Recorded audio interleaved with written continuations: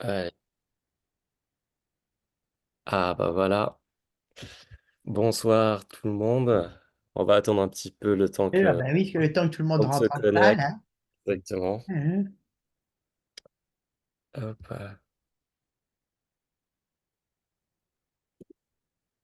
Mm,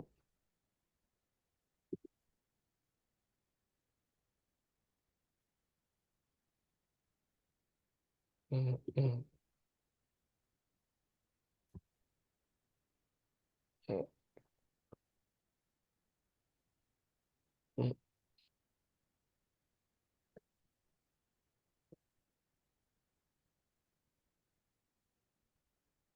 mm,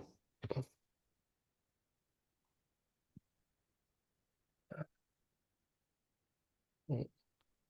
Bon bah peut-être avant de commencer, je souhaite la bonne année, les meilleurs vœux pour tout le monde au nom de l'équipe et de la fédération. Voilà, une belle année à venir. De notre côté, on a plein de projets et on a hâte de tout dévoiler avec vous pour cette nouvelle année 2024. En tout cas, voilà, on vous souhaite le meilleur et plein de belles choses dans votre pratique et dans vos disciplines respectives. Ce soir, on a le plaisir de recevoir Madame Elisabeth Rocha de la Vallée qui nous fait l'honneur d'une nouvelle conférence, voilà, de garder cette tradition de recevoir Elisabeth Rocha chaque année. Donc, sans plus attendre, pour ceux qui ne la connaissent pas encore, qui n'ont pas le plaisir de connaître ses œuvres, peut-être que je vous laisse vous présenter et moi, de mon côté, je vous dis une très bonne conférence et comme d'habitude, on posera des questions à la fin. Donc, d'ici une petite heure, vous avez un onglet qui s'appelle Q&R. Vous pouvez d'ores et déjà écrire vos questions et on essaiera d'y répondre à la fin de la conférence. Je vous souhaite une agréable conférence, une très bonne écoute et je vous laisse entre les très bonnes mains de Madame Elisabeth Rocha de la Vallée. Au Donc, revoir. juste pour Oui. bien ça, donc on échange uniquement avec QR, on ne prend pas discuter. Non, Voilà. oui, on Voilà. pourra activer les caméras de tout le Pour pas monde se au nom de... disperser et pour mettre Exactement. des questions partout, on ne prend pas, on éteint discussion et on prend QR pour échanger. D'accord. J'essaierai de synthétiser les questions pour voir s'il y a Voilà, des questions c'est qui se parfait. ressemblent pour vous les poser à la fin. Et vous faites un enregistrement, je vois ça, parfait, Ah, hein. super. Voilà, parfait. Allez, à Je toutes. ne sais pas si on attend encore 2 minutes que tout le monde soit rentré dans la Oui, bien salle. sûr. Alors, en attendant, je vais présenter mes bons vœux à tout le monde, bien sûr, à tous ceux qui sont en ligne, là, qui participent, et puis à l'équipe animatrice de la fédération. Merci pour sa gentillesse et son dévouement, hein. Voilà, donc oui, ça doit être à peu près on peut commencer là maintenant? Voilà. Je rappelle également, voilà, vous avez bien fait d'en parler, sur l'enregistrement. Ceux qui n'ont pas pu voir la conférence ce soir, on peut vous envoyer un lien qui va durer 14 jours avant de s'autodétruire pour pouvoir voir le replay, de cette conférence. Mmh, d'accord, hein. Voilà. Alors À tout à Alors l'heure. donc, aujourd'hui, là, nous allons traiter en à peu près 1 heure, si c'est possible, du I, hein, du I et je pense que vous avez eu les textes, que vous avez dû recevoir les textes que j'avais envoyés, à Ilias il y a quelques jours, hein et je vais partager mon écran pour vous pouvoir lire en même temps ces textes et regarder également, par exemple, d'abord, le caractère. Comme d'habitude, on va commencer par le caractère et attendez que je vois ça, voilà, d'accord et je vais avoir une première approche de ce que veut dire «i», de qu'est-ce comment on peut le comprendre à travers le caractère, mais évidemment, ce qui va être le plus important pour bien comprendre ce que cela signifie, ça va être l'usage de ce caractère dans les textes classiques, dans la pensée chinoise, disons philosophique et médicale, moi, je vais dans ce que je connais, c'est-à-dire dans les siècles qui précèdent ou qui sont autour, de l'ère commune, hein. Heu, Évidemment, une époque qui a en quelque sorte été le moule de la pensée chinoise, même si ensuite elle va avoir des enrichissements et des modifications, ouais, bien sûr. Alors quand on regarde le caractère, i, hein, bon, on peut traduire de différentes façons. Vous regardez un dictionnaire, vous allez pouvoir voile, idée, idée directrice, conception, intention, dessin, pensée, sentiment, sens, signification, s'attendre à, l'ambiance de quelque chose, enfin, penser à, il y aura des tas de traductions possibles et qui, des fois, ne présentent pas grande, relation entre elles dans notre culture française, hein. Heu et alors oui, Ilias, est-ce que, tu peux mettre les textes peut-être dans le chat pour ceux qui ne les ont pas reçus? Je vois que quelqu'un ne l'a pas reçu, hein? Les textes n'ont pas été envoyés, je précise. On pourra les Ah! envoyer Ah d'accord. via le Bon. replay. Donc vous les aurez à partir du lundi vers midi. On vous enverra le texte avec le replay de la conférence. C'est pas grave, voilà. Donc vous allez voir sur les tests quand vous les aurez, voilà et alors si on regarde ce caractère, on peut le décomposer en 2 parties. Là, en dessous, il y a le cœur et le cœur et avec tout ce que va signifier le cœur dans le monde chinois, qui est à la fois l'organe cœur, mais également tout le monde mental, émotionnel, l'intellect, la capacité de connaître, de vouloir, de mémoire, et cetera, plus également, en fait, tout ce qui me fait moi et le tr et ce qui fait que je suis moi et moi qui travaille sur moi-même, hein. Bon, c'est tout cela qui est le cœur. Ça, il faudrait le faire en 1 heure une autre fois, hein et donc sur le cœur, on a, ce caractère yin qui, lui-même, va montrer une bouche, hein et comme vous le voyez dans des graphies peut-être plus anciennes là, je sais pas, une bouche et quelque chose qui sort de la bouche, un trait à l'intérieur de la bouche pour indiquer qu'il y a des mots qui sortent de la gorge. Donc ce caractère yin, hein, eh bien, qui sert également de phonétique d'indication de prononciation, mais il a comme sens premier et fondamental le son de la voix et le son de la voix avec toutes les modulations possibles, le timbre de la voix, le ton sur lequel on prononce les paroles, c'est-à-dire, on pourrait dire, dans une première approche de ce caractère i, selon l'étymologie, hein, le son qui vient du cœur et qui se module à l'extérieur, la musique du cœur, parce que ce caractère yin, c'est également la musique, le morceau de musique, l'air de musique ou même les notes de musique, hein. Alors quand on voit que c'est ce son qui vient du cœur et toutes les modulations possibles du timbre de la voix, ce n'est pas simplement si je parle, si je crie, si je chante, ça peut être toutes les nuances de ce qui n'est même pas un mot, de ce qui est un son. Par exemple, si je vais dire: «Ah!» ou bien si je dis: «Ah!» ou bien si je dis: «Ha ha ha ha!» ou bien si je dis: «Ha ha ha ha ha!» ou et cetera, je vais arrêter de faire l'andouille. Donc tous ces «ah» là, qui sont même pas un mot, hein, sont un son, mais selon la nuance du son qui est émise, eh bien vous savez ce que j'ai dans le cœur, hein, heu et vous savez si je suis joyeux ou bien sarcastique, «Ha ha!» ou irrité, «Ah!» et cetera, hein. Et il n'y a pas besoin d'autre chose, il n'y a même pas besoin de mots, en quelque sorte, pour comprendre l'état dans lequel on est, hein. Et l'état dans le et alors, c'est donc un petit peu le «i» dans une première approche, c'est ce que l'on va donner à comprendre de son état intérieur, de sa disposition, de ce que l'on pourrait appeler son intention, si l'on veut, hein. Mais alors, inversement, je dirais on voit toujours en chinois, ça marche toujours dans les 2 sens, comme dans la vie à peu près, hein. Donc, c'est aussi également la disposition intérieure qui nous fait comprendre d'une certaine façon. Par exemple, quand je suis dans l'état d'esprit qui me fait dire: «Ha ha ha ha! Ah ya! Je suis joyeux, ha ha ya! Hop là là, ya ya, hop là là». Bon, eh bien, je vais comprendre les choses et les gens d'une façon qui va être différente que, par exemple, la manière dont je vais comprendre si je suis triste ou en colère ou apeuré, je suis en train de me lamenter. «Ah! Ah!» Alors là, je vois, comme on dit, tout je vois tout en noir ou en gris, alors que autrement, je vois tout en rose. Il y a, de par ma propre disposition intérieure, eh bien, une influence sur la manière que j'ai de comprendre.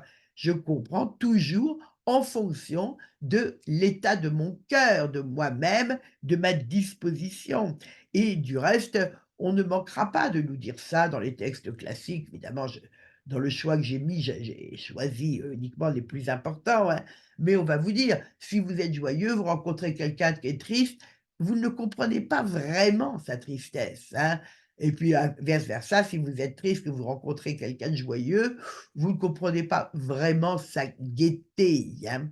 Et et par exemple, cela va être très important, on va y revenir, parce que cet état intérieur, cette disposition intérieure, eh bien, c'est ce qui va en fait révéler non seulement, comment je suis d'un point de vue émotionnel et cetera, mais par là même, quel est le désordre que j'ai en moi. Par exemple, si je suis irrité, j'ai un certain désordre où le souffle va trop monter.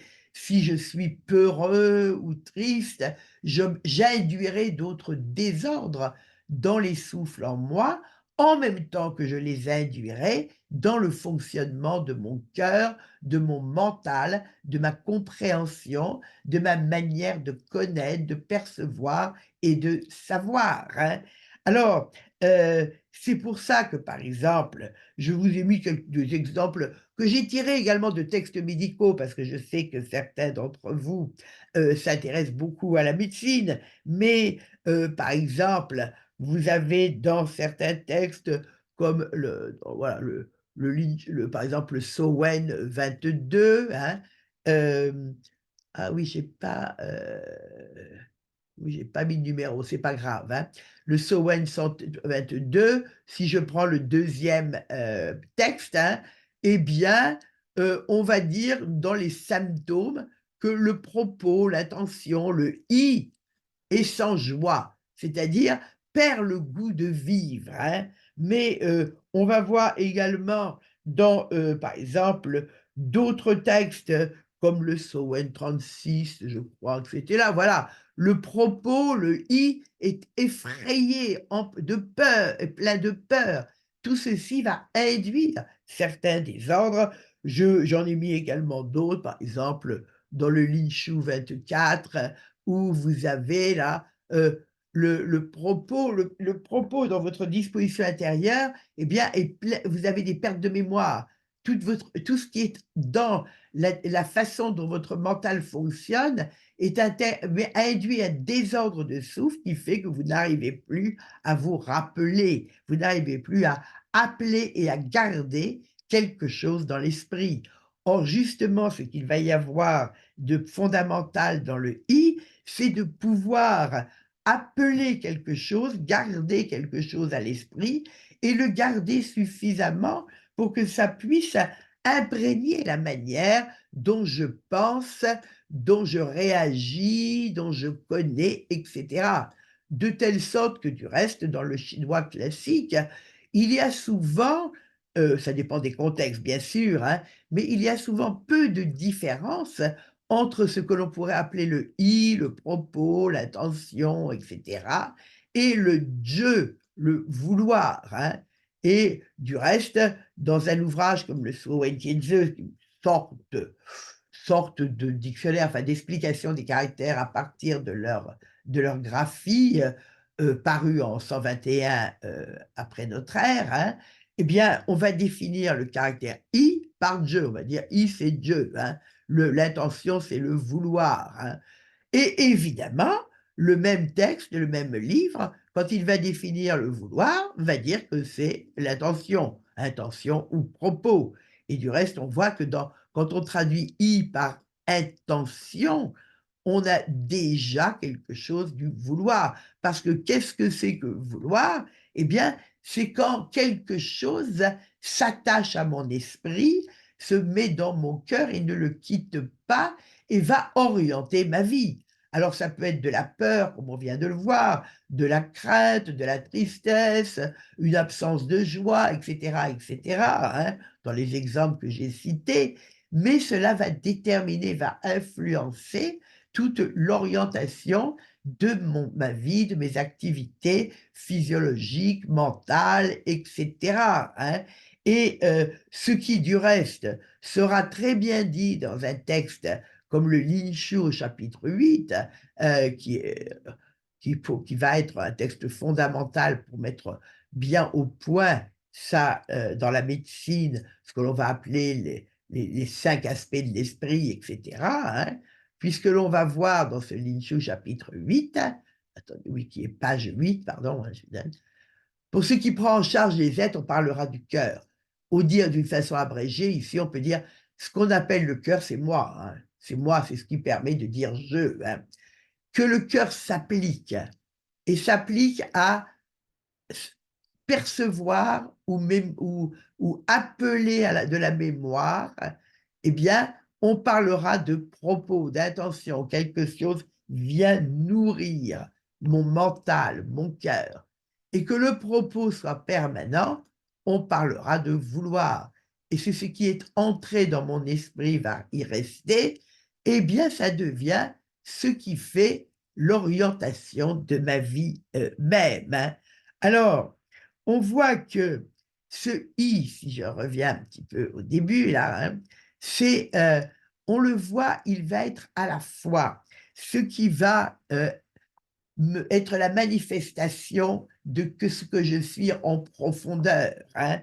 Le son de ma voix, ça ma disposition intérieure qui, dans par tout ce que je dis et la façon dont je le dis, mais par mes actes, par mon regard, par énormément d'autres moyens, va dire qui je suis, ce que je suis présentement. Et évidemment, c'est quelque chose qui va évoluer au fil du temps en suivant certaines directions. Mais je suis toujours dans une certaine disposition. Cette disposition s'appuie sur tout ce que j'ai vécu et la manière dont je l'ai vécu, bien sûr. Et puis, en même temps, ça va être la compréhension que j'ai. Et là, si je suis imprégné de peur ou de tristesse, si je suis imprégné de ceci ou de cela, ou des connaissances qui viennent faire barrière à une action libre de l'esprit, si tout ce qui va m'imprégner et qui ne sera pas exactement le mouvement de la vie en moi, va être une sorte de déformation de tout ce que je vais pouvoir comprendre ou concevoir. C'est-à-dire qu'il va y avoir dans le I à la fois de la conception et de la préconception. Ça va être à la fois ce qui va faire que ce qui se présente à l'esprit va être d'une certaine façon, va se présenter d'une certaine façon, hein. On n'est pas très longtemps territoire vierge, hein. Euh, et donc, tout ce que je vais percevoir ou connaître ou ressentir, je le ressens à partir de quelque chose qui est déjà en moi, une prédisposition, hein. Et cette prédisposition, alors évidemment, hein, eh bien, on va y revenir, elle va être à la fois quelque chose que j'ai en moi naturellement et quelque chose que je construis, hein, dont je suis responsable, hein. Comme on l'a vu dans le Lin Shu au chapitre 8, là, il y a 5 minutes, hein, c'est, le I est le premier fonctionnement d'un cœur qui prend en charge les êtres, c'est-à-dire de quelqu'un, d'un je, d'un moi, responsable de qui il est, de ce qu'il dit et de ce qu'il fait. Alors, on va donc avoir ce caractère I qui, même dans les textes médicaux, hein, qui va avoir le sens de comprendre, comprendre quelque chose, de vous en mis, voilà, par exemple, dans le Sowen 65, page 7, avant de traiter, examinez soigneusement si la maladie est bénigne ou grave pour avoir l'idée, c'est-à-dire la compréhension juste afin de réguler, d'harmoniser la situation, hein. On va trouver pas mal d'exemples ainsi, hein, ce qui, alors on n'a pas le temps d'en parler aujourd'hui, bien sûr, mais nous renverra sur le I du praticien, hein. Quel doit être le I du praticien pour qu'il puisse comprendre la situation, pour qu'il puisse analyser son patient et qu'il puisse poser un diagnostic juste sans que rien ne vienne tordre en quelque sorte, de, tourner de travers la réalité qu'il doit appréhender par son mental, hein. Et là, ici, par exemple, dans le Lin Shu Trance que j'ai traduit, on peut traduire en réalité une compréhension vraie, dans une compréhension vraie, voyez-vous? Rwanti, l'empereur Jô dit: «J'ai appris que l'homme possédait essence, souffle, liquide corporel léger et dense, sang et circulation vitale, ce qui fait 6, mais qu'en réalité, en compréhension vraie, quand on a saisi le sens profond des choses, ils ne font qu'un seul souffle, bien qu'ils portent sinon distinctes.» Voilà. Bon, là, voyez-vous, c'est une idée, on voit bien comment la compréhension vraie et profonde va être du côté de ce I, que j'ai oublié de mettre le pinyin. Bon, et etc. Bon, on pourrait multiplier les exemples, ainsi, bon, par exemple, dans le Lichou 71, un dernier, je voudrais donc c'est le praticien qui parle, l'empereur jaune ou le praticien: «Je voudrais connaître les lois pour tenir, pour manipuler l'aiguille, les principes pour insérer l'aiguille, la signification réelle, le sens profond de relâcher ou de conserver», bon, qui sont ici des noms donnés à différentes manipulations, hein. Alors, c'est mais et donc ici, c'est quand on dit compréhension vraie, quel va être le niveau de sens, de compréhension que l'on saisit? C'est le fonctionnement du cœur. Or le cœur, c'est moi et moi-même, quand je comprends, bien sûr, je comprends avec mon cœur intellect, mais je comprends également avec mon cœur sensibilité, émotion, psychologie. Je comprends avec mon cœur qui est relation à l'esprit, mon cœur qui est relation au cœur du monde, au cœur du ciel, etc. C'est tout cela qui est moi, qui est mon cœur et qui fait d'une certaine façon partie de ma compréhension profonde. Et la manière dont je vais me cultiver va évidemment éclairer cette compréhension profonde, éclairer en fait la source de du I. D'où vient le I? Qu'est-ce qu'il est? Quelle est cette préconception de quelque chose, hein? Alors évidemment, on reviendra régulièrement aussi sur, comme d'habitude, sur le travail intérieur, sur le vide du cœur, puisque c'est dans le vide du cœur que l'on peut le mieux communier à la vie et au mouvement de la vie tel qu'il est en soi-même, et à ce moment-là, que l'on peut à ce moment-là laisser venir à soi des compréhensions, des idées, des perceptions qui reflèteront les choses et les êtres tels qu'ils sont, sans les distordre, sans les changer en fonction de des émotions, des passions, des préjugés, heu qui peuvent, occuper mon esprit, hein. Alors, on a ceci dans un certain nombre de textes classiques et j'en ai pris 2 du reste. Un dans le Shitse qui est le grand commentaire du livre du Mutation, du Meeting, hein. C'est le donc hein?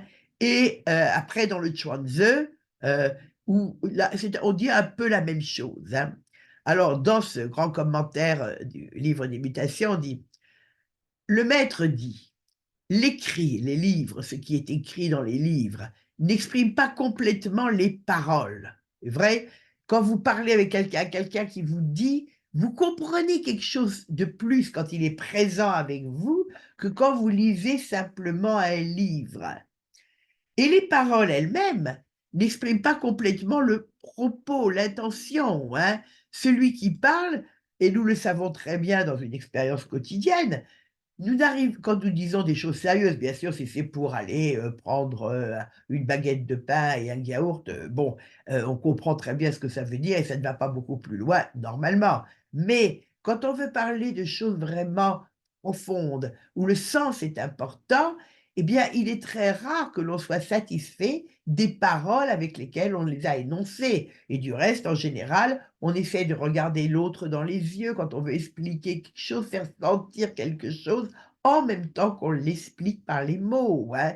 Il y a quelque chose qui est en nous, dans notre mental, dans notre propos, dans notre intention, que j'essaye de faire passer par des paroles, mais que les paroles ne peuvent jamais suffire à exprimer.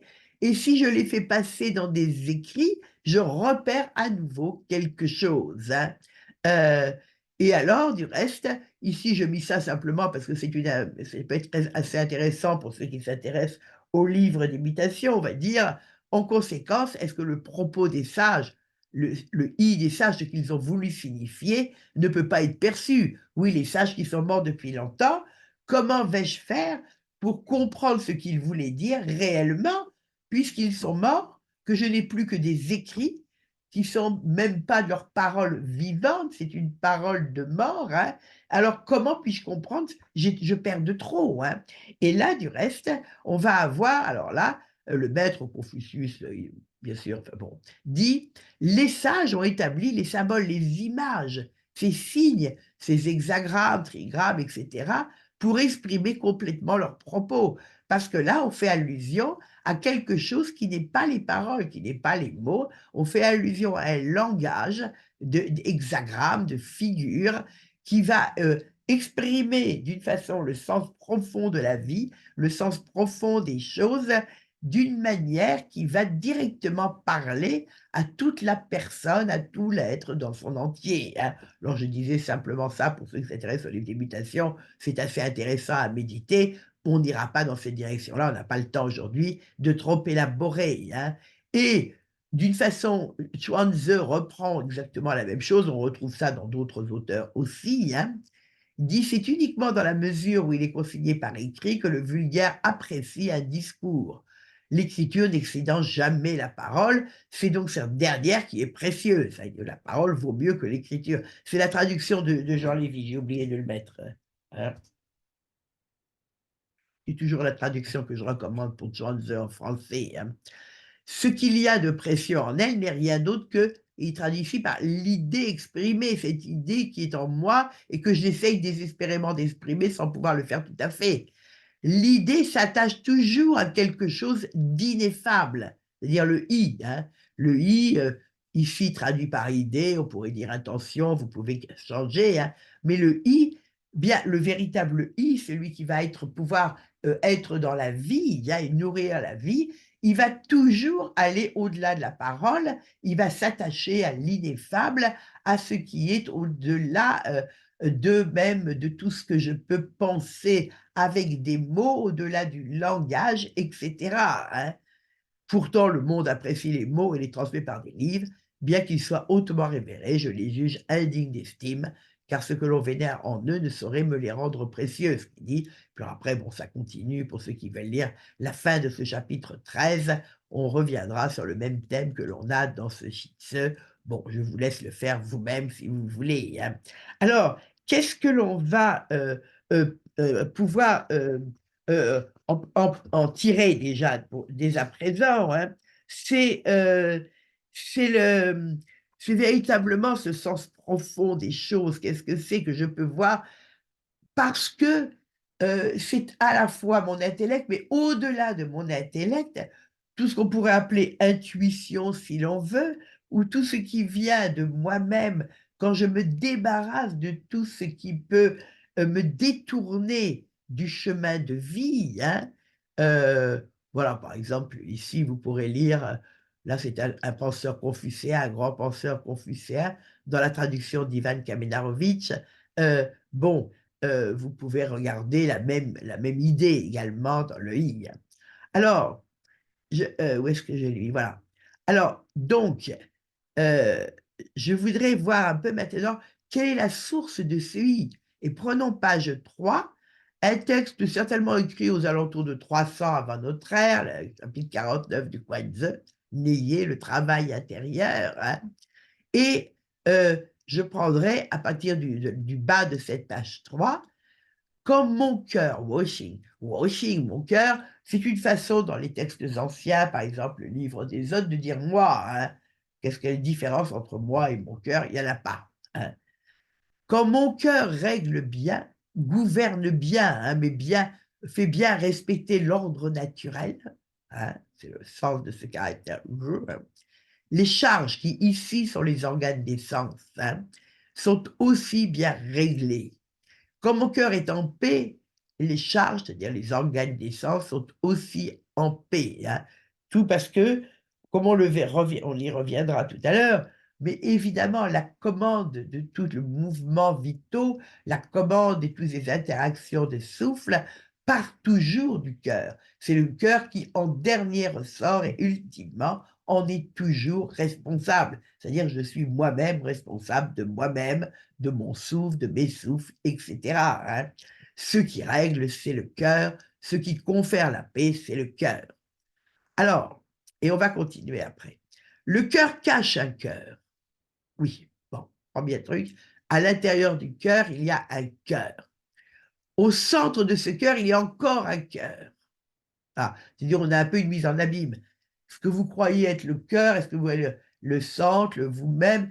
Oui, allez encore plus loin, allez encore plus loin, euh, continuez constamment, allez-y encore et encore plus, approchez-vous de plus en plus de l'ineffable, du un, de l'origine, je rappellerai là, par exemple, ce que l'on dit dans le Tao Te Ching au chapitre 14, etc., pour ceux qui veulent aller voir.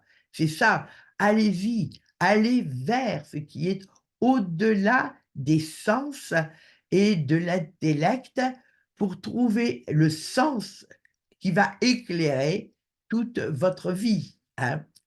Et là, on voit, au cœur de ce cœur, le i, l'intention, le propos, précède les paroles. Il y a quelque chose qui va venir, qui va, comme le dit un très beau passage du Chuanzi au chapitre 4, c'est dans le vide que ça semble, tout ce qui relève du processus vital, du Tao, hein. Quand vous faites le vide en vous, dans votre cœur, quand vous vous débarrassez des passions, des émotions, etc., etc., alors ce qui s'assemble en vous et ce qui prend forme, ce qui se forme, l'embryon d'une idée, d'une préconception, l'ébauche d'une pensée, viendra de quelque chose qui est dans le droit fil de la vie elle-même, hein. Et se lie, alors on va voir ici un peu, c'est pourquoi du reste en médecine, ça va être l'esprit lié à la rate, à la terre, à l'élémentaire, à ce qui peut donner forme, prendre forme, etc., hein. On va avoir l'embryon de ce qui va former une pensée, une conception, une idée, une intention, et petit à petit, ça va se tisser, ça va se nourrir comme à partir d'une graine, la terre va nourrir ce qui va petit à petit devenir une plante qui va sortir, se montrer, s'épanouir, hein. Il y a ici toute une sorte de formation et avant même que l'on puisse dire ce que c'est, hein. Et du reste, ça arrive souvent dans la vie même habituelle. Il y a une idée qui nous vient, mais on ne sait pas encore ce que c'est. Et si on est avec des amis ou on travaille, on dit, attendez, attendez, faites silence, attendez, taisez-vous 5 minutes, j'ai une idée qui me vient. Bon, je ne sais pas encore ce que c'est, mais je vais laisser venir. Et en laissant venir, sans essayer trop tôt de fixer dans des mots, quelque chose va venir, va petit à petit élaborer une forme suffisamment pour que je trouve des mots, hein, et que de là alors, la pensée puisse se formuler et que je puisse trouver les mots pour la dire, avec à chaque fois, comme on l'a vu, une certaine perte, hein. Du propos procède la forme, la mise en forme, cette sorte de, cet embryon qui prend forme, qui devient un fœtus de pensée, hein, de parole. Et ça, Et de la forme procèdent les paroles, parce que quand, évidemment, il va y avoir suffisamment de forme, de chair dans la pensée, je vais pouvoir trouver les mots pour le dire, hein. Décidément, j'ai oublié plein de choses. Et des paroles procèdent de la mise en œuvre. C'est-à-dire que à partir du moment où je peux énoncer quelque chose, je vais pouvoir énoncer une pensée qui va être soit ce que je vais dire aux autres de faire, des ordres. On est quand même ici, on parle à des princes, hein. Soit pour moi-même, je vais énoncer à moi-même ce que je dois faire, hein, et que je dois faire, pourquoi faire? Eh bien, pour que tout soit bien gouverné. Si je énonce des ordres parce que je suis un gouvernant, alors de là procède la régulation du pays, le bon gouvernement, ça veut dire ce caractère de. Si je suis un individu, un sage, alors de cette conscience et de cette idée, de cette conception de ce i, bien qu'il se clarifie et qu'il s'énonce, viendra alors toutes les pratiques par lesquelles je vais moi-même me mettre en ordre et me réguler. Et sans cette régulation, on n'échappe pas au désordre, un désordre qui mène à la mort. Alors, quand on est plutôt du côté d'une sensibilité un peu taoïste, je dirais, ou proto-taoïste, on insiste sur le vide, on insiste sur la diminution, sur enlever jour après jour ce qui me détourne de la voie vivante. Mais quand on va être alors dans une sensibilité plus confucéenne, on aura la même approche du «i» du reste, hein, mais évidemment on verra autrement. Dans la pensée confucéenne, ce qui va être important va être l'apprentissage, va être l'étude, le savoir. Il va falloir que je comprenne et que je comprenne les choses en les étudiant et en étudiant les maîtres. Et même, si j'étudie des maîtres qui sont morts et des textes, je vais également être le disciple d'un maître vivant, parce que c'est cela qui me permettra de véritablement comprendre les choses et former alors mon caractère et mon «i», hein. Donc à ce moment-là, on va reprendre ce même, le «i», cette intention, ce propos, et on va s'occuper de la manière dont on va pouvoir le nourrir. Alors, non plus en mettant l'accent sur le vide, mais en mettant l'accent sur la justesse et la pertinence des connaissances qui éclairent mon jugement, hein, et mon mental.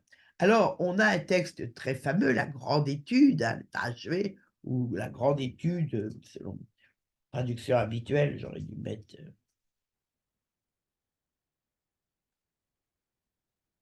la grande étude, hein, et un texte extrêmement célèbre que tout le monde connaissait par cœur, parce que la grande étude, Tachevé, par exemple, pour ceux qui connaissent un peu de Chine moderne, c'est l'université, c'est la grande école, hein. C'est beaucoup plus la grande école que la grande étude, du reste, et c'est parce que c'est un texte que, de quelques pages, il est très court, mais que tous les petits Chinois qui arrivaient à la grande école, c'est-à-dire à l'âge de 10 ans, qu'ils avaient appris, assez de caractères pour pouvoir lire à peu près, un certain nombre de textes, hein, eh bien, ils étaient, à la grande école et ils apprenaient ce texte. Ils travaillaient ce texte et ils le connaissaient par cœur. Donc c'est un texte évidemment que tous les lettrés chinois connaissaient par cœur, hein, sans exception, durant des siècles et des siècles, hein. Vous voyez l'importance, hein? Et alors, voilà, il va dire: dans l'Antiquité, pour faire resplendir la lumière de la vertu par tout l'univers, on commençait par ordonner son propre pays. Vous voulez régner sur le monde pour que la paix soit et la prospérité soient partout. Eh bien, vous commencez par votre propre pays avant de dire que vous allez régner sur le monde entier. Oui, mais pour ordonner son propre pays, vous commencez par régler votre propre maison, hein. Mettez la paix chez vous. Et pour régler sa propre maison, eh ben, commencez par vous perfectionner soi-même. C'est extrêmement intelligent, comme programme politique, c'est quand même un peu mieux que ce que l'on a d'habitude. Bon, et alors là, pour se perfectionner soi-même, on commençait par rendre droit son cœur. par rectifier son cœur, toute sa façon donc de penser, connaître, savoir, etc. Et comment on fait pour rectifier son cœur, pour rendre droit son cœur? Pour la bonne, très belle traduction de Han Chang. Eh bien, on commence par rendre authentique son intention, hein, c'est-à-dire authentique ou parfaite, hein. Et son intention, bien sûr, c'est le caractère I qui est là, hein. Ah, il manquait un petit bout, pardon. Hein, voilà. Et que fait-on pour rendre parfaite, authentique ou parfaite son intention? Eh bien, on développe sa connaissance, hein, et on développe sa connaissance en examinant les choses. Alors ça, il y a beaucoup de controverses là-dessus, je ne vais pas rentrer dans l'explication, mais c'est développer sa connaissance, développer son savoir, tout ce qui permet, toute la manière dont on peut percevoir, savoir, comprendre, hein, développer sa compréhension juste, etc. C'est en examinant les choses que la connaissance atteint sa plus grande extension. Une fois étendue la connaissance, l'intention devient authentique. Une fois l'intention authentique parfaite, le cœur devient droit. C'est-à-dire tout le travail du cœur, mental, émotionnel, etc., devient droit. C'est en rendant le droit que l'on se perfectionne soi-même. C'est en se perfectionnant soi-même qu'on règle sa maison. C'est en réglant sa maison qu'on en donne son pays, etc. Bon, et après, ben, tout baigne. Bon. Alors, évidemment, on comprend ici, à travers ces textes, pourquoi le I est une notion qui est fondamentale, qui est très importante dans la pensée chinoise ancienne, hein. Et on n'a pas, c'est très difficile à traduire, parce que n'importe quel mot français, même le plus juste, ne rendra pas compte de ce que cela représente. Euh, et pourquoi alors ça va être à un niveau aussi important, l'un des 5 aspects de l'esprit, hein, quand on est dans la doctrine des 5 éléments et des 5 organes, etc., hein. Et puis cette importance très grande dans tous les arts martiaux, comme vous le savez, cette importance très grande dans toute pratique. Le I du praticien de l'acupuncteur, le I de celui qui fait ses exercices, que ce soit dans le taoïsme ou ailleurs, le I de celui qui est en train de calligraphier ou de peindre, etc., etc. Tout cela, c'est toujours fondamental. Comment faire que mon I soit comme il doit être, puisqu'il va déterminer qui je suis, ma compréhension du monde, la manière dont je vois les choses, et avec, comme on l'a vu tout à fait au début, et quand il va accepter de se laisser teinter, de se laisser pénétrer par quelque chose, si c'est par la vie, par ce qui vient de la vie même en moi, à travers le vide du cœur, etc., c'est parfait, mais tout ce qui va venir d'ailleurs, les attachements, les passions, les désirs ou les connaissances qui sont comme des choses un peu figées, qui sont comme qui remplacent des connaissances la connaissance est mauvaise quand elle veut remplacer l'accès à la vie, l'expérience vitale. Et quand elle va se prétendre être plus forte et supérieure à l'expérience vitale même, alors la connaissance devient perverse, ce qui est dit dans de multiples textes aussi. Donc tout cela, ça va imprégner notre vie, c'est pour ça qu'il faut faire attention à la connaissance que l'on a, à tout ce que l'on fait pénétrer son esprit ou son cœur, tout ce que l'on perçoit, hein. Si Massius disait, si vous allez tous les jours dans le quartier des teinturiers, ne vous étonnez pas si au bout de quelques semaines, vous puez la teinture, hein.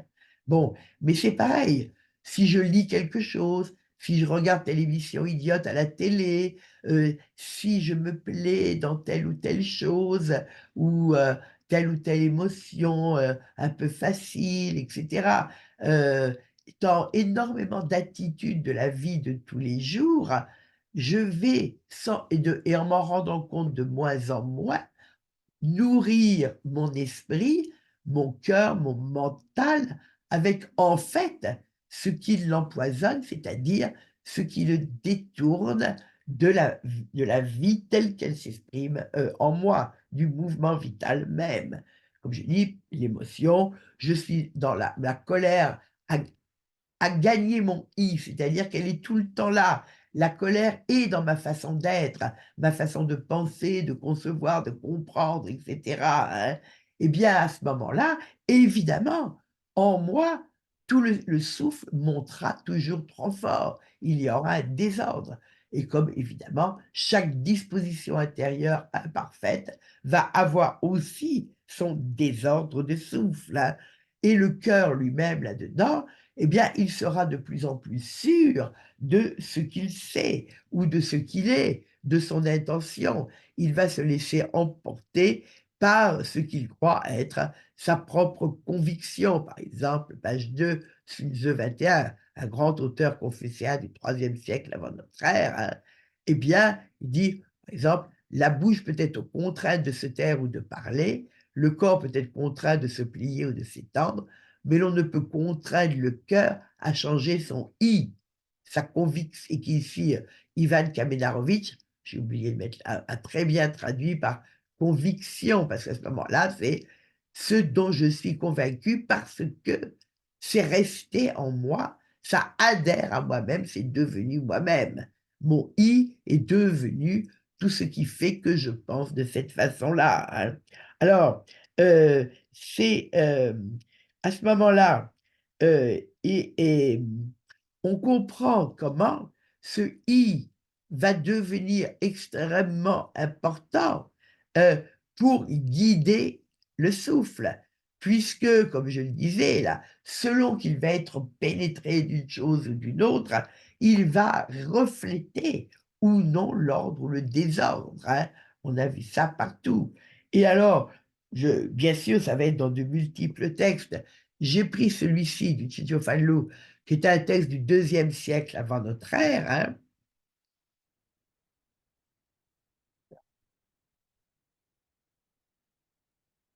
Et on voit ici, voilà. Ainsi, l'essentiel dans l'entretien de la vie, le Yang-Sheng, hein, le Yang-Sheng, l'entretien de la vie, réside dans le soin apporté au souffle, au Chi, au Chi. Le souffle suit l'esprit pour être parfait et complet. Et l'esprit suit l'intention, le propos pour se manifester. Ce vers quoi le cœur va s'appelle propos, intention, i. Quand l'intention se fatigue, l'esprit se trouble. Et quand l'esprit est troublé, le souffle est diminué. Et une fois le souffle diminué, il devient difficile de vivre longtemps. Donc, l'entretien de la vie, nourrir la vie, c'est pas ça.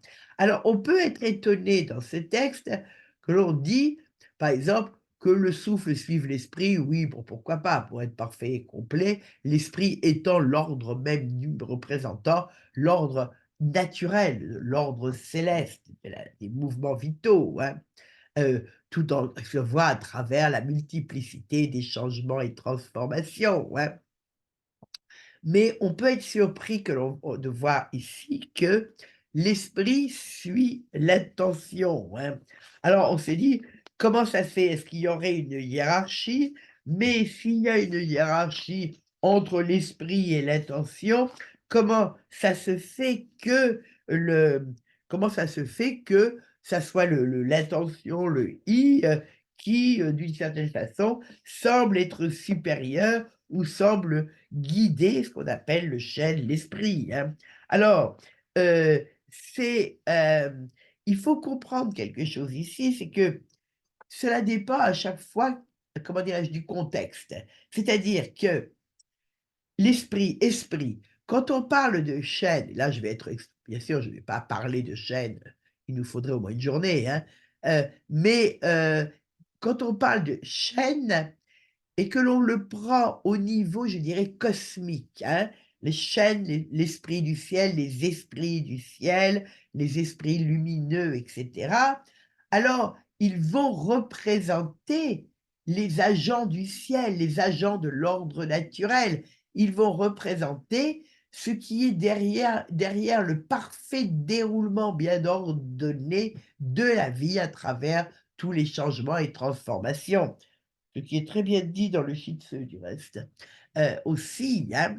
Mais quand on va parler au niveau d'un être humain, hein, eh bien, Alors là, ça pose un autre problème parce que l'être humain, par son cœur, est responsable de sa propre réalisation spirituelle.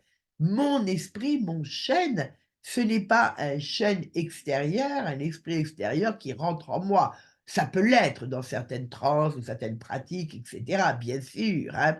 Mais disons que quand on parle de mon esprit, de ma réalisation intérieure, c'est ce que je suis capable d'en faire. Comment je peux m'efforcer de devenir de plus en plus semblable à un esprit du ciel.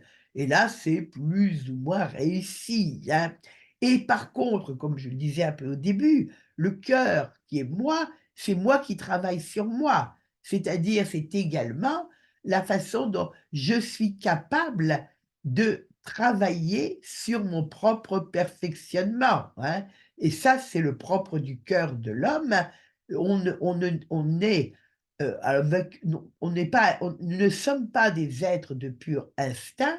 Nous devons retrouver par nous-mêmes le sens profond des choses, la compréhension de la vie et nous avons, par ce qu'on appelle notre cœur, mental, esprit et cetera, les moyens de retrouver ce sens profond des choses, cet ordre de la vie que Dieu peut voir dans le déroulement de la vie, hein. Et à ce moment-là, c'est le travail de ce cœur, hein, tel qu'on l'a dans le Lin Shui, ce travail de ce cœur responsable, capable de prendre en charge, d'être responsable, qui fait que je peux, comme on le voyait dans la grande étude, dans le Tai Chi, je peux choisir ce que je laisse entrer en moi. Je peux écouter mon alerte intérieure qui dit que si je continue à regarder ces émissions idiotes à la télévision, je vais pervertir ma propre pensée, et cetera, et cetera.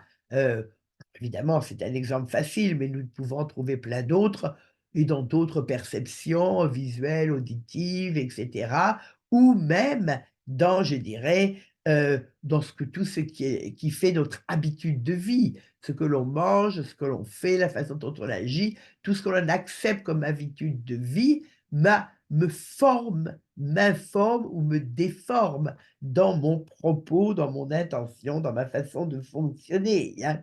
Donc le cœur de l'homme, c'est ça, c'est cette façon d'être tout le temps en transformation.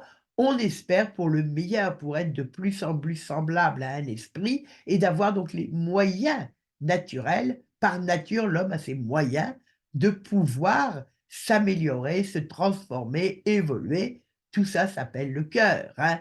Et donc, à ce moment-là, quand on regarde un être humain, c'est son propos, ou bien le couple formé par le vouloir et le propos, le Djoi, parce que c'est très souvent, ils sont ensemble, hein, qui va être en fait ce sur quoi je peux travailler. Si je regarde les 5 aspects de l'esprit, eh bien, l'esprit lui-même, esprit, chaîne du ciel, ne peut pas changer, hein. Et même les runes et les peaux, les âmes runes et peaux, d'une certaine manière, eh bien, c'est le ciel et la terre en moi, euh, ils me sont donnés. Et du reste, dans le Lichou chapitre 8e, il précède l'apparition du cœur humain. Mais une fois que la personne humaine est là, que le cœur est là, alors il y a une capacité à, comment dirais-je, à faire fonctionner les, euh, toutes les potentialités de ce cœur, toutes ses fonctions mentales, émotionnelles, etc., etc. Quand on a un cœur, alors on peut, la première chose, c'est qui apparaît, c'est la construction petit à petit de ce propos, de cette intention et de ce vouloir, les deux étant un peu de la même sorte, puisque l'un est juste le maintien de l'autre, le propos qui devient, qui reste, qui s'attache en moi, eh bien, je le veux. Par exemple, une émotion ou un désir qui s'attache dans mon cœur ne devient plus une idée, il devient un désir qui est un vouloir. Je le veux. Je le veux parce que j'y pense sans arrêt, on pourrait dire, hein. Bon, pour prendre un exemple facile. Mais toujours est-il que l'on va voir le propos et vouloir, du reste, souvent les deux ensemble, hein, Dieu, comme étant ce qui va être la les acteurs, les moyens de sa propre transformation intérieure, hein, et donc à ce moment-là, la manière dont on va de plus en plus pouvoir être, euh, comment dirais-je, semblable aux esprits du ciel, hein. Alors, euh, et donc, si je reprends ce texte du Fallot, alors, euh,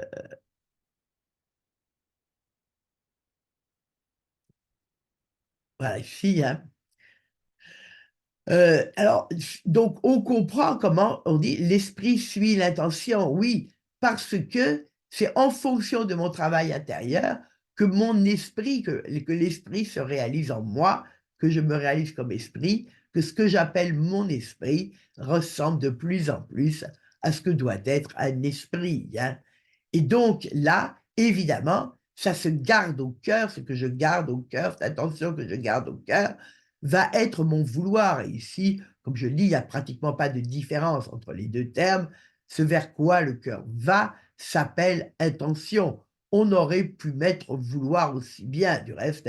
Et dans un certain nombre de textes, on va trouver tantôt i, tantôt je, dans exactement les mêmes contextes, hein. Alors, pas dans tous les textes, bien sûr, parfois on fait la différence, mais dans certains textes, on ne fera pas de différence. Je ne sais pas si je vous ai mis un exemple de ça. Oui, par exemple, pour parler de la volonté du ciel, de temps en temps, il parle de Dieu, de temps en temps, il parle de I. Bon, c'est interchangeable, hein. Donc, mais c'est cela qui va faire la réalité de qui je suis, hein, mon cœur, hein. Et évidemment, quand je fatigue mon cœur, quand je fatigue ce fonctionnement du cœur, qui est l'intention, le propos, hein, et quand par exemple, quand je le fatigue, c'est parce que j'en use mal. On se fatigue souvent parce qu'on va à contresens et à contretemps de la vie, hein. Alors l'esprit se trouble. C'est la même chose. Je ne peux plus penser juste, hein. L'intention me donne de distorsion de pensée, de conception. Et alors, à ce moment-là, bien sûr, l'interaction de souffle en moi ne va plus fonctionner de façon optimale. Il y aura des forces de frottement, il y aura des destructions, il y aura des combats, il y aura du gaspillage, il y aura des pertes. Le souffle est diminué, hein.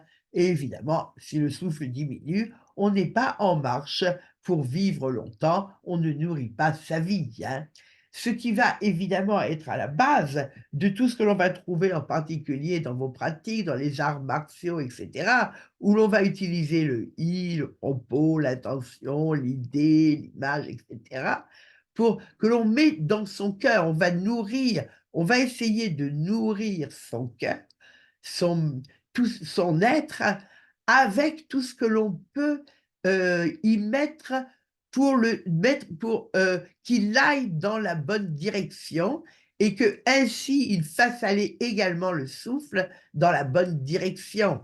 Comme je dis par exemple, si je fais des gestes du tigre, les mouvements du tigre, dans la gymnastique des 5 animaux ou n'importe, hein, eh bien, je devrais à la fois prendre des images mentales, par exemple de forêts sauvages, de gorges profondes, et puis essayer d'appeler en moi une sorte de cruauté du tigre qui va chercher sa proie, hein, évidemment, etc., etc.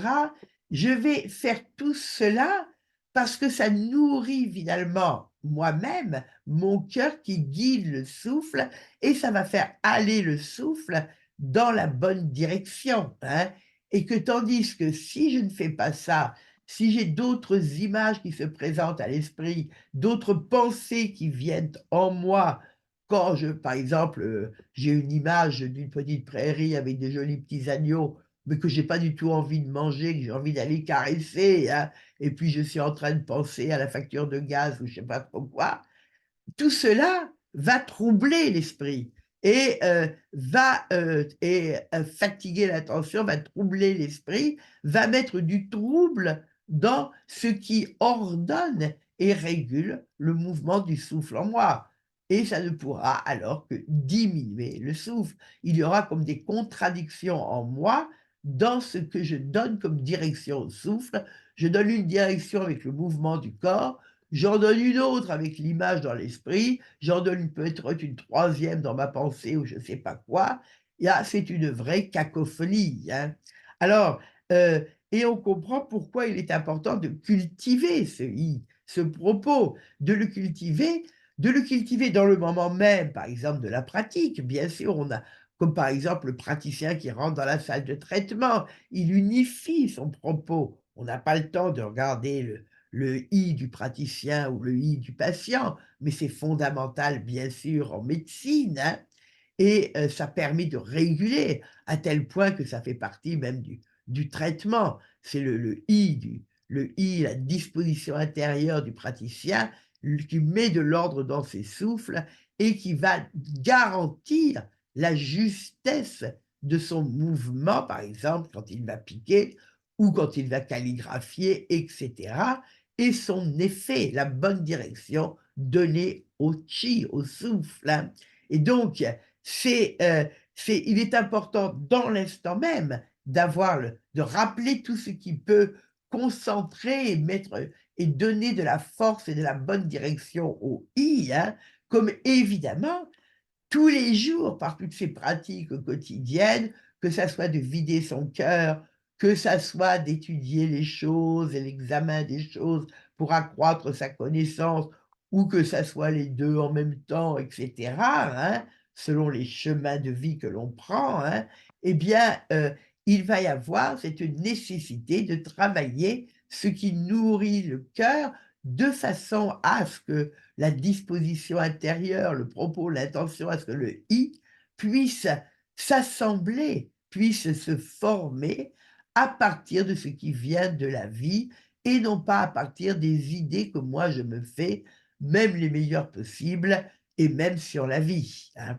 Voilà. Alors évidemment, on pourrait, alors oui, j'ai juste fait une allusion très brève à la relation du i avec l'organe rate parmi les 5 sens et l'élément terre, mais on voit que l'on va trouver de multiples possibilités à travers cette sorte de formation, quelque chose, la formation, ce qui prend forme dans la pensée, dans la conscience, les idées, etc.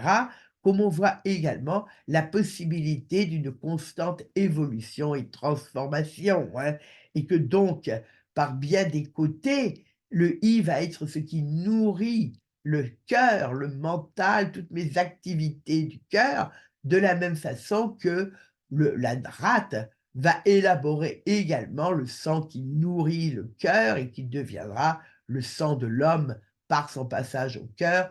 Comme le i, bien sûr, c'est la rate, mais c'est moi, c'est toujours le cœur, c'est toujours moi-même qui agit par et à travers mon i, quoi.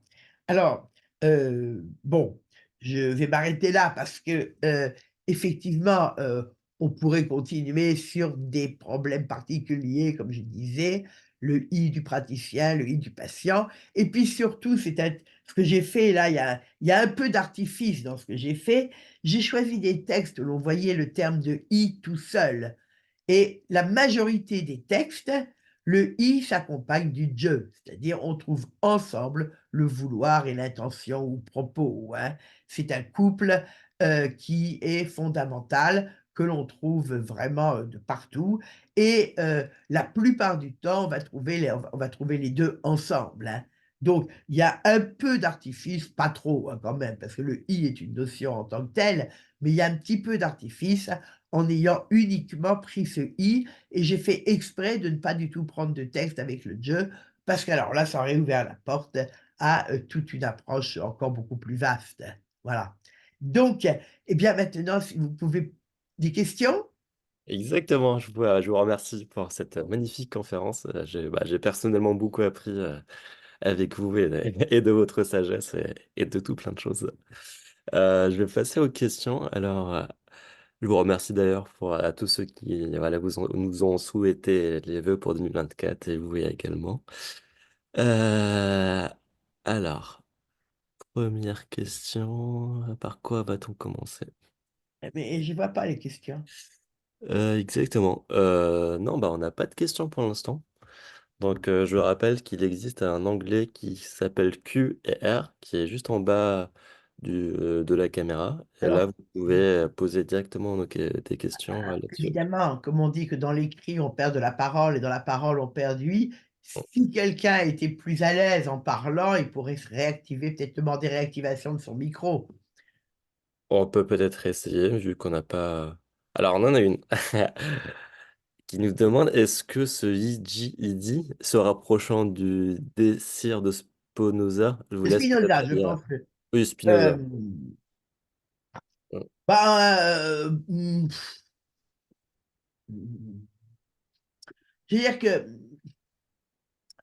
c'est un peu compliqué à répondre comme ça sans préparation, bien sûr. Mon Spinoza est un petit peu loin, mais bon, je dirais que, le ce ne sont pas des il y a un terme qui veut dire désir, il y a un caractère qui veut dire désir, bon, qui parfois est très proche de Dieu, du vouloir, hein. Mais ce qui va être fondamental, alors c'est beaucoup plus dans le entre le Dieu et le désir ça, hein, et le "you", hein, le si vous voulez que j'écrive le caractère, je peux vous l'écrire, hein. Mais, donc le grand principe de base, c'est que tout désir ou tout vouloir qui participe au développement de la vie en moi, va être dans l'ordre des choses et va nourrir la vie. Les émotions, quand elles sont naturelles et dans l'ordre des choses et sans excès, hein, nourrissent la vie également, hein. Par contre, si ce n'est pas le cas, alors cela devient des, perversions, cela devient des chemins qui nous écartent de la vie et qui donc diminuent notre vitalité, hein. Alors c'est pas tout à fait Kierkegaard, hein. Je dirais que je sais pas ce que tu en penses là, Kofun, je sais pas si je prononce bien, mais, c'est, je ferai une différence quand même entre hem, entre là le je ferai quand même une différence entre le Spinoza et cette approche du désir, mais l'approche du désir sera fait à travers une autre notion, la notion de "u" plutôt, "u", et sera beaucoup plus proche du "je", du vouloir, que du "i" en tant que tel. Voilà. Hem et donc, alors je vais On peut dire peut-être oui, regarder où vous alors voulez. oui, alors je suis sur la entre l'art et l'attention. Exactement, une question d'Isabelle. Ah Oh, bah, on a lancé la merci machine, on en a Isabelle, merci Isabelle, plus c'est d'une bien, oui, vingtaine. c'est ça, voilà. Oui, d'accord, c'est des questions faciles, on improvisait, oui, c'est sûr, ben voyons, hein. Alors, ouais, c'est toujours la même chose. Prenons la calligraphie, qui est un exemple relativement facile, enfin bon. Heu, Quelle va être l'intention du calligraphe? Il faut que le calligraphe soit complètement axé et centré, et donc qu'il n'ait pas d'intention, qu'il n'ait plus alors, là encore, ça va être pareil, ça va dépendre dans quelle approche on va être. Dans une approche un peu plus, taoïste, je dirais, ça va être le vide. Le calligraphe, ou l'artiste, eh bien, est-ce qu'il va faire son œuvre à partir de ce qu'il sait ou à partir de la manière dont, il a été capable de laisser la vie jaillir en lui, hein? Et donc à ce moment-là, ça revient un peu à son intention qui se rapproche du vide, qui se rapproche, comme je le disais, du vide du cœur, du s de l'origine, du souffle originel et qu'à partir de là, bien quelque chose qui, par exemple, dans le test qu'on a vu du Néier, là, du Quanzhe, était exprimé par des paroles et des pensées, mais qui peut s'exprimer aussi par des mouvements. Le mouvement du bras et de la main, du pinceau, du calligraphe, viendra de son I, comme le thérapeute, pareil, on n'a pas eu le temps de regarder ces textes, mais dans le Ling Shu chapitre 1, etc. Là, le thérapeute va savoir, va connaître les techniques, comme le calligraphe connaît les techniques de calligraphie. Le thérapeute connaît, par exemple, prenons l'acupuncteur, les techniques de tonification et de dispersion. Et il va s'être entraîné, et puis il a l'expérience, etc. Il en fait tous les jours. Et en même temps, ce qui va réellement pouvoir donner la bonne direction au souffle, ça va être que justement, il y a du vide, il y a son intention est parfaite et que ça passe directement en quelque sorte dans son bras, dans sa main et dans l'aiguille, comme pour le calligraphe, ça va passer aussi de son cœur dans son bras, dans sa main et dans son pinceau et la toile. Alors, à ce moment-là, on peut avoir la réponse à une autre question, c'est que, où est-ce que je l'ai mis spectateur anonyme, peut-on ressentir le i dans une œuvre d'art? Alors, je dirais que ce que l'on va ressentir, c'est le souffle, c'est le chi que l'on va ressentir, par exemple, dans la calligraphie qui va être faite par ce calligraphe euh, qui se met dans le centre, qui se centre complètement et se vide, ce que l'on va voir, ce n'est pas son i. Son i, ça va être de laisser passer le souffle et de le laisser passer avec toute la puissance et la rectitude possible. Donc, ce que l'on va voir dans l'œuvre d'art, par exemple la calligraphie, ça va être la puissance du souffle, et la puissance vient toujours de l'harmonie, bien sûr, hein. Et du reste, c'est quand un Chinois va regarder une belle calligraphie bien réussie, il va dire, il y a du chi, il va dire, oh chi, ah, ah, ah, ah. Bon, hein, et donc voilà ce que je dirais pour ça, hein. Mais on a bien vu, vous savez, les rapports, le chi ne peut être correct, ne peut être guidé que par le travail que l'on fait sur soi-même pour que l'intention soit parfaite, etc.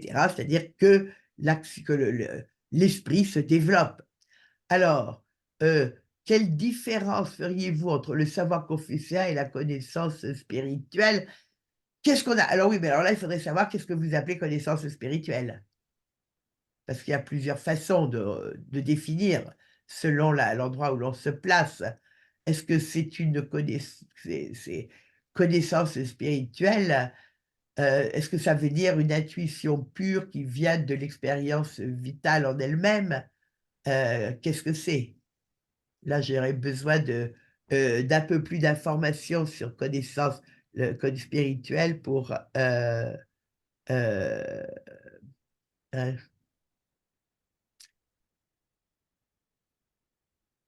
pour dire quelque chose, hein. Là, Hmm. je peux pas vraiment beaucoup répondre, sans avoir davantage sans que la connaissance spirituelle soit définie un peu plus précisément, hein. Et une question que j'aime bien, peut-on ressentir le i dans une œuvre d'art? Oui, c'est ça, j'ai dit: «C'est le chi qu'on Hmm. ressent». C'est Ok. ce que je disais, hein, tout à l'heure. Le i, ça n'a pas d'importance. Qu'est-ce que c'est? Si le qu'est-ce que c'est une œuvre d'art? C'est quelque chose qui va toucher à l'universel.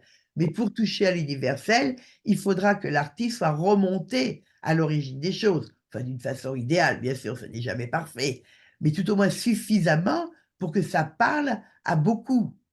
Une œuvre d'art qui ne parle qu'à son auteur, heu on ne dit pas que c'est une œuvre d'art, généralement, hein. Alors il peut toujours penser qu'il est méconnu, mais enfin bon, bon, on peut aussi penser qu'il se parle à lui-même. Bon, donc pour que l'œuvre d'art soit reconnue, il faut qu'elle parle à un certain nombre. Pour qu'elle parle à un certain nombre, il faut que celui qui l'a fait, d'une manière ou d'une autre, soit remonté au-delà de lui-même, davantage vers l'origine commune de tout ce qui existe, de tous les êtres. Le sage, idéalement, est celui qui est remonté à la source du ciel-terre, comme le dit très bellement le Chuang-Tzu 22 là. Et alors, à ce moment-là, il peut participer à la vie de tous les êtres. Alors, et ça, c'est l'idéal, bien sûr, on n'y arrive pas. Mais dans l'œuvre, donc, celui-là, si c'est uniquement son i qui est vu dans l'œuvre d'art, ça n'a pas d'intérêt. Ça n'a d'intérêt que pour lui-même. Donc c'est autre chose de la vie plus universelle qui est passé dans cette œuvre-là et qui donc est de l'ordre des choses et dans l'harmonie, la beauté et l'harmonie de l'ordre naturel, qui est passé pendant ce qui va faire une œuvre d'art. Alors les artistes et ça, je vais faire du reste deux cours là sur les artisans d'Anchuanzhou, où l'on voit ça en particulier, il y a certains d'entre eux, parce qu'il y a des artistes dans ces artisans, il y a les sculpteurs, etc. Comment il va, eh bien, comment le sculpteur fait une chose, fait une œuvre divine, que tout le monde dit, c'est divin, c'est-à-dire, on dirait l'œuvre d'un esprit, d'un chêne. Ben, parce que justement, bon, c'est dans Chuanzhou, donc on est du côté taoïste là, parce qu'il a fait totalement le vide en lui. Et donc après, ce qui vient, c'est ce qui vient, c'est ce qui doit venir. Et il fait ce qu'il fait. mm, Mais il ne le sait pas lui-même et il ne peut pas l'énoncer en parole, il ne peut pas l'enseigner. Alors après, évidemment, ça ne veut pas dire qu'il s'est pas exercé pendant des années, hein, mais là, ça va être un peu du côté davantage taoïste. Mais tout artiste va avoir un côté un peu taoïste, malgré tout, hein, plus, davantage, hein. mm, Alors, est-ce que l'on peut parler d'un, oui, l'accès au texte, parler de I individuel, I collectif, plus vaste que celui de chaque individu? C'est une très bonne question, à laquelle j'ai jamais pensé, je ne sais pas. Bon, évidemment, dans les textes, on ne parlera que du I, individuel, mais ça peut être, une réflexion intéressante que l'on peut faire sans prétendre s'appuyer sur des textes classiques. On peut avoir une réflexion en disant, est-ce qu'il y aurait quelque chose de cet ordre-là? Alors peut-être plus tard, en particulier avec l'influence du bouddhisme, est-ce qu'il y aurait des choses de cet ordre-là? Je ne sais pas, ça je ne sais pas. Me semble pas, mais je ne sais pas. mm. Heu mais là, on est devant des choses, évidemment, on parlera plutôt d'une conscience collective, mais le I n'est pas tout à fait la conscience. Je rappelle également que voilà, tous vos éléments de réflexion, quelques articles sont disponibles via votre site internet elisabeth-rocha.com. Donc voilà, si vous voulez approfondir vos sujets de réflexion, voilà, avec tout ce dont on vient parler ce soir, je vous invite fortement à visiter votre site internet. Malheureusement, nous, on pourra pas aller plus loin vu les délais impartis. J'ai peur que notre logiciel coupe Oui, mais bon, spontanément. Donc, alors c'est Pascal Nourdin simplement qui dit: «En tai chi, on dit travailler le chi, c'est travailler le i». Je crois que j'ai essayé d'expliquer comment on pouvait comprendre cela, mm, hein, tout le travail du souffle, hein. I Tao Chi Tao, peut-on travailler par là où est l'esprit, l'énergie suit, I Tao Chi Tao. Il faudrait que je sois sûr du caractère I, que c'est bien celui-là. Est-ce que c'est sûr que c'est celui-là? Heu, heu Mais évidemment, ça revient un petit peu à ce que l'on dit, le travail travailler son i de façon à ce qu'il soit dans le droit fil de la vie du Tao, de la vie qu'est le Tao, de la vie comme elle procède, qu'est le Tao. C'est évidemment la même chose que le souffle qui est vital. C'est c'est sûr que alors, je ne sais pas si on peut traduire par là où est l'esprit, l'énergie suit, heu mais c'est pas très loin. mm, C'est pas très loin en tout cas, hein, voilà. Heu, Pourriez-vous approfondir la pratique du vide du cœur? Mais bien sûr, oui, oui, mais pas maintenant. Heu, voilà, le chêne, tout ça, bon, bah, ça nous donne des sujets pour les prochaines années tout ça, hein. exactement. Voilà, peut-être un peu plus tôt que prévu. Je rappelle que les documents de ce soir vous seront envoyés à partir de lundi sur vos mails, donc vous avez de manière très automatique, et que voilà, vous pouvez approfondir tous ces sujets de réflexion sur le site Mais internet. on peut faire une autre session sur le i ou avec toutes les questions, hein, si Avec vous grand voulez, hein, plaisir. bien sûr, hein. Avec grand Voilà, il y plaisir. a pas de problème, il suffit que vous Je vouliez pense qu'on le qu'on a battu un présente. record au niveau des questions. Malheureusement, on a un temps imparti, on ne pourra pas tenir à la cadence. On aimerait bien Voilà, tenir jusqu'à tard le soir, mais là, voilà, on est sous des contraintes techniques et d'horaire.